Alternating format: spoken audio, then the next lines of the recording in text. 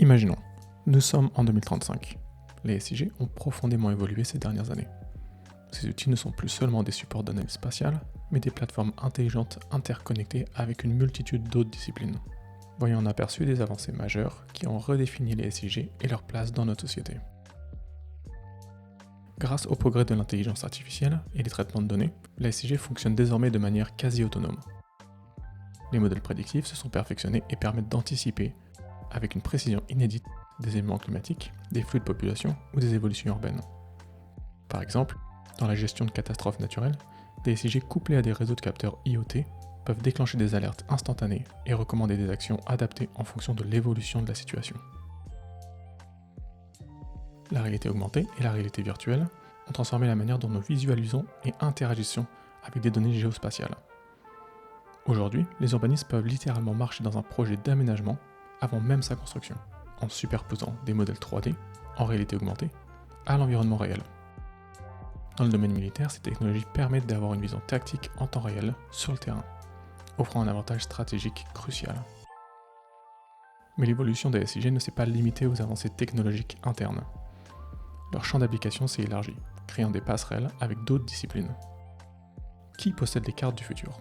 L'open data s'est imposé dans certains pays, permettant un accès libre aux données SIG, tandis que d'autres gouvernements et entreprises privées développent des cartographies ultra précises, réservées à des usages restreints. Cette dualité pose la question du contrôle et de l'éthique dans la gestion des données géospatiales. La cartographie ne se limite plus aux villes et aux reliefs. Désormais, les SIG suivent en temps réel la migration des espèces animales et analysent les mutations écologiques globales. Les cartes dynamiques permettent d'anticiper les changements environnementaux et d'adapter les politiques de conservation. Avec la montée en puissance des biotechnologies, certains laboratoires explorent la possibilité de cartographier les liens entre génétique et environnement.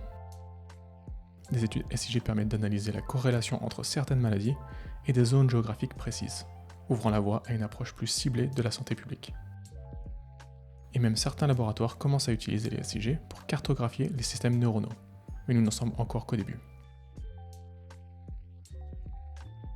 Bien plus récemment, l'introduction de l'informatique quantique a révolutionné le traitement des données géospatiales.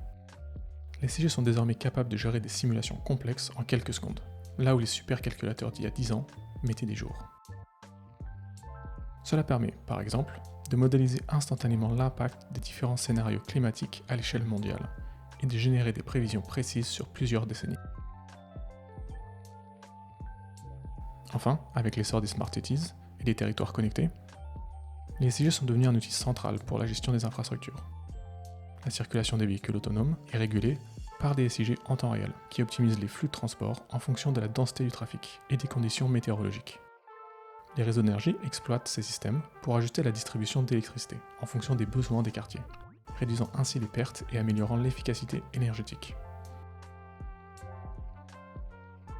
Les SIG ont dépassé leur rôle initial d'outils d'analyse cartographique pour devenir des systèmes d'aide à la décision. En 2035, ils influencent aussi bien l'urbanisme, l'écologie, la biologie, la gestion des risques que l'éthique des données. Leur impact est désormais indissociable des grandes transformations technologiques et sociétales.